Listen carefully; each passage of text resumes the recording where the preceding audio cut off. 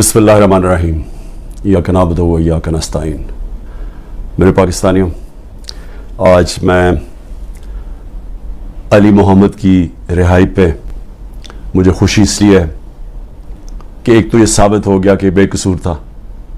इसको तकरीबन 80 दिन अली मोहम्मद को इन्होंने जेल में रखा। उसके बावजूद ये साबित हो गया कि कोई इनके पास एविडेंस नहीं थी अली मोहम्मद को कि वो किसी किस्म के तशद्दुद में वो शरीक हुआ।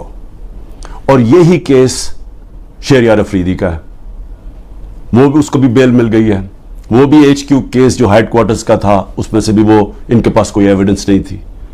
9 मई को जो मुझे कोशिश की थी, 30 मेरे ऊपर दहशतगर्दी के केसेस किए जब मैं जेल में था। जुल्म भी मेरे से होता है, गैर कानूनी आईनी तौर पे मुझे वहां जिस तरह पकड़ के लेके जाते हैं मुजरिमों की तरह, और उसके बाद जब मैं जेल में होता हूं तो मेरे पे केसेस हो जाते हैं कि मेरी वजह से ये जो जलाओ घिरा हुआ। और उसमें भी मुझे मैं सलाम करता हूं जज साहब को, क्योंकि मुझे पता है किस तरह का प्रेशर है इस वक्त हमारी अदलिया के ऊपर। मैं सलाम करता हूं इसलिए कि आजकल के ज़माने में हक और सच पे खड़ा होना आसान नहीं है। वीगो डाला पहुंच जाता है घर, लोगों के घरों के अंदर घुस जाते हैं, उनको जलील करते हैं, उनकी बिजनेसेस बंद कर देते हैं। तो इसलिए, और हर किसी को, ये सिर्फ हम अपने लोगों की बात नहीं कर रहे, जो इस जुल्म के निज़ाम का हिस्सा नहीं बनता और इसके खिलाफ हक की आवाज़ बुलंद करता है, उसको वो मुश्किलों का सामना करना पड़ता है जो पाकिस्तान की तारीख में किसी डिक्टेटरशिप में नहीं करना पड़ा। तो मैं इसलिए जज साहब को भी सलाम करता हूं। और मैं आज ख़ास तौर पे अपने वो लोग जो सब कुछ बर्दाश्त कर चुके हैं, अली मोहम्मद, वालदा बीमार, उनको डायबिटीज़ है, अकेले लड़के हैं, उसके बावजूद पूरी कोशिश की इन्होंने उसको तोड़ने की कि किसी तरह वादा माफ गवाह बन जाओ इमरान खान के खिलाफ। फिर अगर वो नहीं बनना तो चलो पार्टी छोड़ दो कि हम अब 9 मई की मजम्मत करते हैं, हम अपनी फौज से प्यार करते हैं और हम PTI छोड़ रहे हैं। तो सारे फौज से प्यार करते हैं, सारे जो 9 मई को जो जलाई गई थी जगह, हमने सबने उसकी मजम्मत की है, लेकिन PTI छोड़ देते हैं। ये खड़े हो गए कि हम PTI नहीं छोड़ते, और इनको बड़ी बुरी हालात के अंदर रखा गया। शहरयार अफरीदी, उनके फैमिली में भाई उनके फौत हुए, उधर नहीं जाने दिया, जेल में रखा। और जिस तरह उसके ऊपर तोड़ने की कोशिश की गई, उनकी बीवी को पकड़ा, फिर एक दफा और पकड़ने की कोशिश की, बीवी बच्चों के साथ थी। तो मैं इनको खास तौर पर सलाम करता हूं। और एजाज चौधरी इस वक्त वो डायबिटीज के पेशेंट है, 70 साल उनकी उम्र है, उनका वजन कम हो चुका है, वो भी टूट नहीं रहे। मियां महमूद रशीद, हार्ट कंडीशन है, उनको चेस्ट पेन्स हुई, अस्पताल गए, उसके बावजूद वो खड़े हैं। डॉक्टर यास्मीन कैंसर की सर्वाइवर है, उम्र उनकी तकरीबन 75 साल है, वो उस वक्त की वो बैठी हुई, और उनको क्या इमरान खान के खिलाफ वादा माफ गवाह बन जाओ कि इमरान खान ने कहा था जाके जला दो। जिस तरह 3-4 बच्चों को पकड़ा, उन्होंने उनको कहा जी इमरान खान ने कहा था कि कोर कमांडर घर भी जलाना है और फिर वो कोई कागजात है वो भी जलाने हैं। यानी लोगों को ये बिल्कुल समझते हैं कि भेड़ बकरियां, कोई अकल ही नहीं है अवाम में कि वो इमरान खान कहेगा जी कोर कमांडर के घर में कोई कागजात पड़े हैं जो जलवाना है, और उनसे ये 164 का बयान लिया। तो यही कोशिश करें डॉक्टर यास्मीन से, वो भी खड़ी हुई हैं। लेकिन जो मैं सबसे ज्यादा, उमर चीमा, जिस तरह का उनको पर तशद्दुद किया गया, उनकी बीवी गई कोर्ट हेयरिंग के ऊपर, उनको पकड़ के जेल में डाल दिया, वो भी कैंसर सर्वाइवर है। यानी औरतों के ऊपर कौन करता है, लेकिन औरतों के ऊपर मैं खास बात करना चाहता हूं। डॉक्टर जरका ने इनका एक रंगबाज है, जिसको मैं पॉलिटिशियन भी नहीं कहता, जो जब डिफेंस मिनिस्टर था और फॉरेन मिनिस्टर था, दुबई से तनख्वाह ले रहा था। ये कभी सुना है कि दुबई की कंपनी से एक मुल्क का फॉरेन मिनिस्टर और डिफेंस मिनिस्टर तनख्वाह ले, और उसके बाद वो बच भी जाता है, उसको कुछ होता भी नहीं है। और वो क्योंकि ताकतवर हलकों में उसके दोस्तियां थी, जब वो इलेक्शन हार रहा था 2018 में, तो एक टेलीफोन किया, बाजवा साहब मुझे बचा लो, मैं हार रहा हूं। اور باجوہ صاحب سپر کنگ نے کہا فکر نہ کرو تم جیت جاؤ گے، اور اگلے دن وہ جیت جاتا ہے.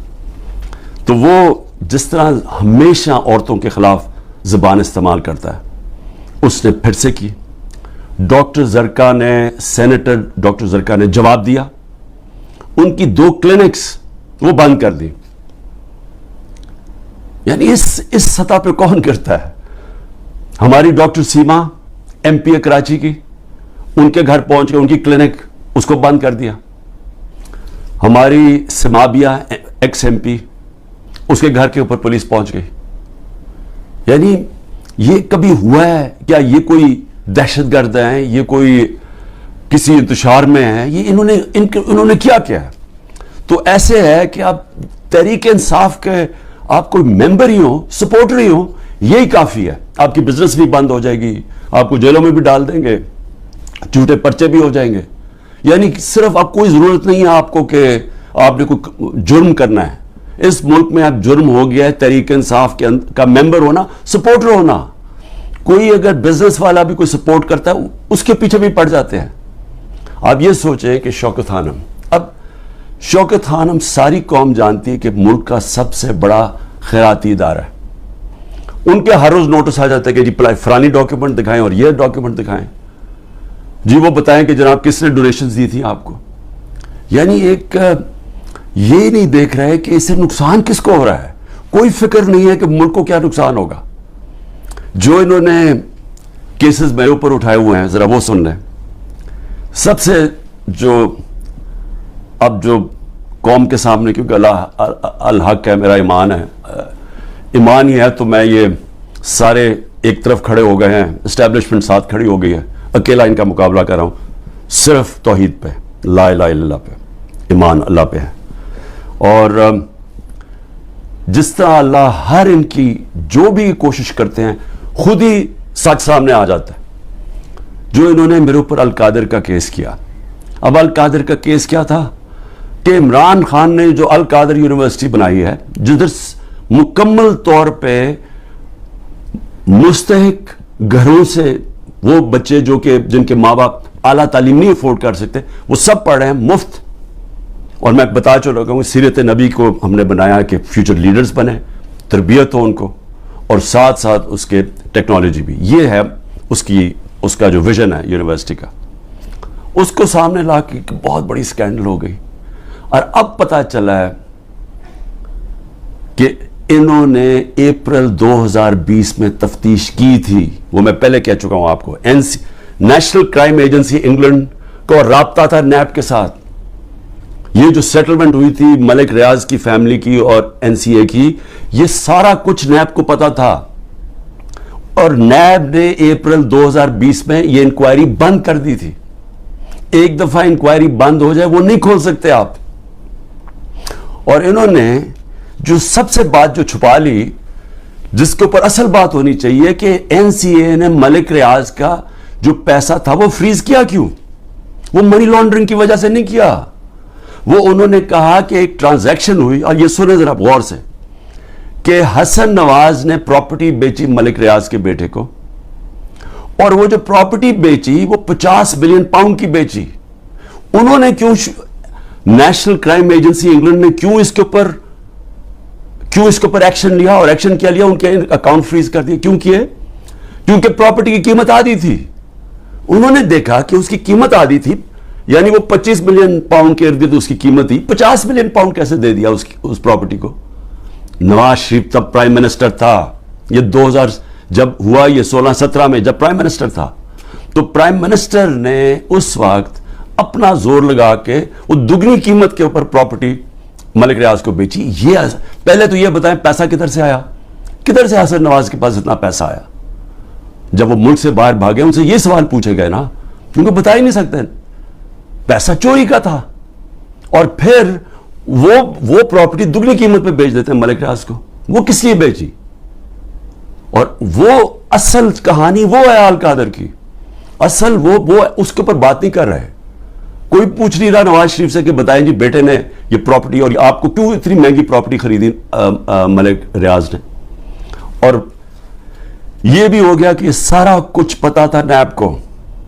ان کا جو डिप्टी वाइस चेयरमैन है इस वक्त नैब का, वो उस कमेटी मीटिंग में बैठा हुआ था जब ये केस क्लोज किया गया है।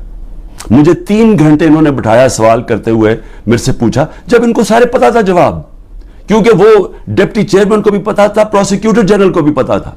उस वक्त जो डायरेक्टर थे नैब के पिंडी में, मंगी साहब, वो भी बैठे हुए थे उस मीटिंग पे। तो इनके पास तो मिनट्स पड़े हुए हैं उसके। तो फिर ये क्यों मेरे ऊपर सारा कुछ किया, और ये जो मेरा वारंट निकाले और मुझे अरेस्ट किया। और दूसरी ये जो तोशा खाना, ये तोशा खाना एक आम केस नहीं चल रहा है, ये ऐसे मिलिट्री ट्रायल चल रही है, यानी कि एक फेयर ट्रायल का मुझे मौका ही नहीं दिया जा रहा। खैर वो उसके ऊपर फिर से मैं सब जुड़े से ज्यादा बात नहीं करता, लेकिन ये मैं कहूंगा कि मेरे से वो सवाल पूछे जा रहे हैं जो आज पाकिस्तान की तारीख 70 साल तारीख में कभी किसी से, जिनको भी कितनी गिफ्ट्स मिली हैं तोशा खाना में, 70 साल से मिलती है गिफ्ट, कोई नई तो चीज नहीं है।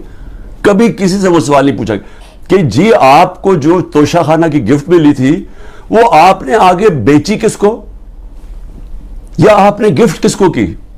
कभी किसी से आज तक ये पूछा है? कभी किसी से पूछा है कि तोशा खाना जब आप कीमत अदा करके वो ले लेते हैं गिफ्ट, उसके बाद आपकी प्रॉपर्टी आप जो मर्जी करें। भाई आप कौन है पूछने वाले कि मेरी प्रॉपर्टी से मैं अच्छा गिफ्ट करूं या मैं बेचूं? जब तक कि जो भी मेरा चीज हो वो मैं डिक्लेयर करूं, तो मेरा सारा डिक्लेयर्ड है मेरे टैक्स रिटर्न्स में। तो वो सवाल पूछे जा रहे हैं आज, वो वजह इसकी है इनको मिल कुछ नहीं रहा। ये 3.5 साल में जितना मैं प्राइम मिनिस्टर हूं, इनको ये 2 चीजें मिली हैं। इसको करप्शन कह रहे हैं, ये जो तोशा खाना है, और दूसरा चीज अलकादर। ये 2 करप्शन के केसेस मेरे पे मिले हैं। इन 3.5 साल में जब नवाज शरीफ प्राइम मिनिस्टर बना था, 17 इसने फैक्ट्रियां बना चुका था 3.5 सालों में, और सरकारी बैंकों से कर्जे लेता था, फैक्ट्रियां बना लेता था, और बाद में वो कर्जे माफ करवा लिए, और जो पैसा दिया वो 20 साल के बाद वापस, जो थोड़ा सा और मार्कअप माफ करवा के वो भी थोड़ा सा पैसा दिया। उनसे कभी पूछा? जरदारी इस टाइम के अंदर मिस्टर 2 साल में उसको मिस्टर 10% सारी दुनिया कहना शुरू कर दी थी कि हर चीज पे कमीशन कमाता था। तो ये 2 चीजें मिली हैं 3.5 साल में, और इंशाल्लाह ये मैं साबित करूंगा जब केस आगे बढ़ेगा, लेकिन मौका देना चाहिए मुझे पूरी तरह जवाब देने का। दूसरी चीज जिसके ऊपर मैं बात करना चाहता हूं वो है कि ये जो साइफर के अंदर, और साइफर के अंदर मैं फिर से वाजे कर दूं कि बड़े क्लियर कानून बना हुआ है। साइफर होती है फॉरेन ऑफिस के अंदर, जो सीक्रेट कोड वो फॉरेन ऑफिस में रहती है। ये इंस्ट्रक्शंस हैं कैबिनेट डिविजन्स के, इसके अंदर कोई और किसी के पास वो जो कोड वाला साइफर है वो नहीं जा सकता। और जो मेरे पास आया था वो मुझे फिर से बुलाया, बड़ा अच्छा है, FIR के सामने फिर पेश होऊंगा। लेकिन जो मेरा मुझे कहते हैं कि आपने वो जो साइफर के अंदर चीज लिखी हुई थी वो पब्लिक कर दी, वो पब्लिक तब हुई जब मैंने नेशनल सिक्योरिटी काउंसिल के सामने रखा, जो कि मुल्क का सिक्योरिटी का सबसे बड़ा इदारा है। उस इदारे के अंदर पहले रखा, उस इदारे ने वो साइफर को देखा जो उसके अंदर लिखा हुआ था, वो नहीं जो कोड है, जो उसका मफहूम था, और उस इदारे ने फैसला किया कि अमेरिका को डिमाश करनी चाहिए कि उन्होंने हमारे अंदरूनी हालात में मुदाखलत की है। ये जब नेशनल सिक्योरिटी काउंसिल ने कह दिया, फिर सबको पता चल गया कि क्यों कहा है, क्योंकि वहां से एक उनके ऑफिशियल ने कहा कि जनाब इमरान खान को जब तक आप हटाएंगे नहीं नो कॉन्फिडेंस में, तो पाकिस्तान के ऊपर बड़ी मुश्किलात होगी। तो ये था उसका, तो ये सबको पता चल गया। उसके बाद तो इसमें क्या सीक्रेट रह गई, फिर कौन सी सीक्रेट मैंने वायलेट की? तो ये भी इंशाल्लाह आ जाएगा सामने। लेकिन एक चीज है कि वो जो सीक्रेट को जो थी वो याद रखें, उसमें गवर्नमेंट बदली गई, ये साजिश हुई थी मेरे खिलाफ नहीं, पाकिस्तान के खिलाफ। और जो वो गवर्नमेंट बदली गई, मैं सिर्फ आपको बताना चाहता हूं कि उसके बाद हुआ क्या। आज पाकिस्तानियों को किस चीज से गुजरना पड़ रहा है। 16 रुपए यूनिट बिजली थी जब हम गए अप्रैल के अंदर, आज बिजली 50 रुपए यूनिट पे पहुंच गई है। आप जरा पूछें तनख्वाहदार लोगों से कि उनके ऊपर आज क्या गुजर रही है। ये कौन जिम्मेदार है इसका? वो जिन्होंने साजिश करके गवर्नमेंट गिराई थी। और असल इंक्वायरी ये होनी चाहिए, जो मैंने सुप्रीम कोर्ट के चीफ जस्टिस को कहा था, आपको इंक्वायरी करनी चाहिए कि ये कौन से बहुत बड़ी साजिश हुई है, कौन से धोखा हुआ है, और इसका जिम्मेदार जनरल बाजवा था। और इसलिए क्योंकि वो था, किसी ने जरूरत नहीं पड़ी किसी की इसके ऊपर इन्वेस्टिगेशन करने की। आटा 55 रुपए 60 रुपए से पहुंचा है आज केजी 150 रुपए पे। सोचें कि ये आम आदमी की खुराक है आटा। اس کے بعد چاول دگنی قیمت ہوگی جو چاول تھے. چینی, ہمارے دور میں بڑا شور میں تھا چینی چور, ہم نے انکوائری کروائی, چینی کی قیمت 80 روپے تھی, آج چینی 160 روپے پہ پہنچ گئی ہے. سارے جو بڑے بڑے شوگر مل مافیا وہ سارے بیٹھے ہوئے ہیں آج گورنمنٹ کے اندر. اور پھر دودھ, یہ دودھ بڑا ضروری ہے کیونکہ بچوں کے لیے بہت ضروری ہے, 150 روپے لیٹر سے گیا 230 روپے لیٹر پہ. اور دال جو عام آدمی کھاتا ہے 310 روپے سے 520 روپے پہ گئی ہے, 310 روپے کے جی سے 520 روپے کے جی پہ دال گئی ہے. یہ عام لوگوں کے کھانے کی چیزیں ہیں. یہ ذرا بتائیں کہ کون ذمہ دار ہے جس نے یہ جو ساری سازش ہوئی تھی, اور انشاءاللہ جب بھی انکوائری ہوگی ثابت ہوگا کہ بہت بڑی ایک چلتی ہوئی حکومت کو مشکل وقت سے جو پاکستان کو نکالتی گئی اس کو گرا کے تو یہ ہوا. میں آخر میں دو صرف چیزیں کہنا چاہتا ہوں.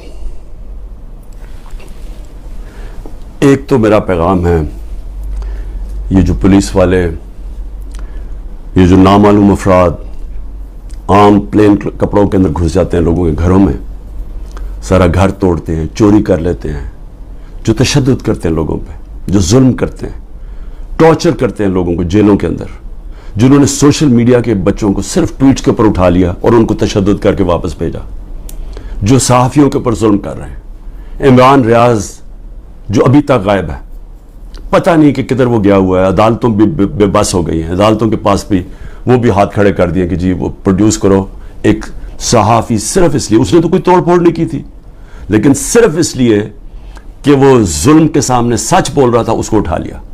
4 پاکستان کے ٹاپ صحافی ملک سے باہر گئے ہوئے ہیں, ملک چھوڑ کے چلے گئے کیونکہ وہ سچ نہیں بول سکتے تھے. اور ان کے اوپر یہی قسم کا جو عمران کو پہلے اس کے اوپر تشدد کیا, پھر جو اب اس کو غائب کیا ہوا ہے, خوف پھیلایا ہوا ہے. باقی سارا میڈیا کنٹرول میں ہے. صرف وہ تب بول سکتے ہیں اگر عمران خان کی کوئی برائی ہو, پروپیگنڈا, وہ بول سکتے ہیں. وہ کوئی سچ نہیں بول سکتا آج. اور مجھے افسوس یہ ہے کہ ان میں سے جو ہم بڑے بڑے نام سمجھتے تھے کہ وہ صحاف کے لیے ان کی بڑی قربانیاں ہیں, وہ بھی آج گھٹنے ٹیک کے سامنے بیٹھے ہوئے ہیں. لیکن مجھے افسوس اور ہے ہیومن رائٹس آرگنائزیشنز پہ. مجھے افسوس ہے جو کہتی ہیں ہم عورتوں کے لیے NGOs بنے ہوئے ہیں, ہم عورتوں کے لیے حقوق کے لیے کھڑے ہیں. یہ واحد پارٹی ہے پاکستان کی تاریخ میں جس نے پہلی دفعہ خواتین کو پالیٹکس میں لے کے آئیں. انہوں نے شرکت کرنی شروع کی, جلسوں کے اندر عورتیں آئیں, فیملیز آئیں. یہ پہلی دفعہ ہوا ہے ہمارے ملک میں. یہ خوشائن چیز ہے کہ ملک کی جتنی بڑی پارٹیسپیشن ہوگی پالیٹکس کے اندر اتنا بہتر وہ احتساب کریں گے حکمرانوں کا. جتنی زیادہ بڑی ٹرن آؤٹ ہوگی اس کا مطلب کہ عوام نظر رکھ رہے ہیں حکمرانوں کے اوپر. تو اصل تو ڈیموکریسی کا مطلب ہی ہے کہ عوام احتساب کرتی ہے, جو حکومت کرتے ہیں وہ دیکھتی ہیں ان کا. تو عوام تو آج پہلی دفعہ نکل رہی ہے, اس طرح ٹرن آؤٹ ہو رہا ہے, عورتیں نکل رہی ہیں, اور ان عورتوں کے اوپر جان کے یہ تشدد کیا جا رہا ہے باقی عورتوں کو ڈرانے کے لیے کہ وہ نہ گھروں سے نکلیں, کہ وہ چپ کر کے سہم کے بیٹھ جائیں. تو کدھر گئی ہیں ہیومن رائٹس جو عورتوں کو ریپرزینٹ کرتی تھیں؟ کدھر ہیں وہ عورتیں؟ کیوں نہیں بول رہی کہ یہ جو ظلم ہو رہا ہے ان عورتوں کے اوپر؟ وہ بیچاری صنم اور طیبہ, وہ تو تحریک انصاف میں ان کا کوئی عہدہ نہیں ہے, ان کو جیلوں میں ڈالا ہوا ہے. وہ صنم کے خامد آئے, اس کو پکڑ کے لے گئے. اب ان کا گھر میں بچہ ہے, وہ کیا کرے گا؟ دونوں کو پکڑ کے لے گئے. عمر چیمہ اس کی بیوی, میں پھر سے کہتا ہوں, وہ کینسر کی سفرر ہے, کینسر کی سے اس کو پکڑ کے جیل میں ڈال دیا, صرف اور صرف دہشت پھیلانے کے لیے کہ عورتیں گھروں سے نہ نکلیں. اور پھر سے کہ نہ یہاں بول رہی ہیں نہ باہر. بڑی فکر ہے افغانستان کی عورتوں کی, بہت فکر ہے. اور ہے ٹھیک ہے کہ اسکولوں میں سب سے زیادہ ملک کی بہتری ہوتی ہے جب عورتیں پڑھی لکھی ہوتی ہیں, اور پاکستان میں تو خاص طور پہ جب آپ کی آبادی تیزی سے بڑھ رہی ہو تو اس کو روکتا ہی ہے کہ پڑھی لکھی, جب آپ کی بچیاں پڑھی لکھی ہوتی ہیں, عورتیں پڑھی لکھی ہوتی ہیں. لیکن کیوں فکر نہیں ہے کہ یہ پاکستان کی عورتوں سے کیا ہو رہا ہے؟ تو ایک تو یہ ہے. میں آخر میں صرف یہ کہنا چاہتا تھا کہ جو مرضی آپ کر لیں, یہ آپ جو سب کچھ کر رہے ہیں, یہ جو سارا دہشت پھیلائی ہوئی ہے اور لوگوں کو جیلوں میں ڈالا ہوا ہے اور گھروں میں یہ توڑ پھوڑ کر رہے ہیں, یہ آج میرا دن یاد رکھ لیں, جب بھی الیکشن ہوگا آپ تحریک انصاف کو روک ہی نہیں سکتے. کیونکہ آپ لوگ اگر سہم بھی گئے نا, دلوں کے اندر ان جو فیصلے اور ذہنوں میں کر بیٹھے ہیں, وہ اس سے نہیں پیچھے ہٹنے لگے. جب ایک آبادی ایک طرف آ کے کھڑی ہو جاتی ہے, قوم کھڑی ہو جاتی ہے, کوئی دنیا کی پاور اس کو روک نہیں سکتی. یہ صرف عارضی طور پہ آپ تھوڑی دیر لوگوں کو سہم جائیں گے, ڈر جائیں گے. میں چیلنج کرتا ہوں کہ جب بھی الیکشن ہوں گے, آپ ڈیلے بھی کر دیں, ابھی ڈرے ہوئے ہیں کہ جی ابھی نہ کرو الیکشن, آپ اگلے مارچ کر دیں. میں آپ کو چیلنج کرتا ہوں کہ تحریک انصاف سویپ کرے گی الیکشن انشاءاللہ. مجھے جیل میں ڈال دیں, ڈسکوالیفائی کر دیں, جیتنا تحریک انصاف نے, کیونکہ قوم فیصلہ کر بیٹھی ہے. اور یہ جتنے آپ حربے استعمال کر رہے ہیں, آج تحریک انصاف کا ووٹ بینک اور بڑھتا جا رہا ہے. لوگ بیوقوف تو نہیں ہیں, قوم تو دیکھ رہی ہے کیا ہو رہا ہے, اور قوم کے اندر غصہ ہے. ایک معاشی طور پہ ان کا قتل کر دیا ہے, ایک مہنگائی ان کو لے بیٹھی ہے, ایک 30 سال سے وہ شکلیں دیکھ رہی ہیں جو ملک کو لوٹ کے پیسہ باہر ان کا پڑا ہوا ہے, اور پھر ان کے اوپر خوف طاری کیا ہوا ہے کہ جناب ہم آپ مایوسی پھیلائی ہوئی ہے کہ تحریک انصاف جیت نہیں سکتی. عمران خان کے اوپر کانٹا مارا ہوا ہے. کانٹا صرف عوام کسی کے اوپر مارتی ہے, اور کوئی بھی انشاءاللہ جب الیکشن ہوگا, کوئی بھی جب عوام کی رائے طے کر لیتی ہے, فیصلہ کر لیتی ہے عوام, آج تک دنیا کی تاریخ میں عوام کے خلاف کوئی نہیں جیتا. پاکستان زندہ باد.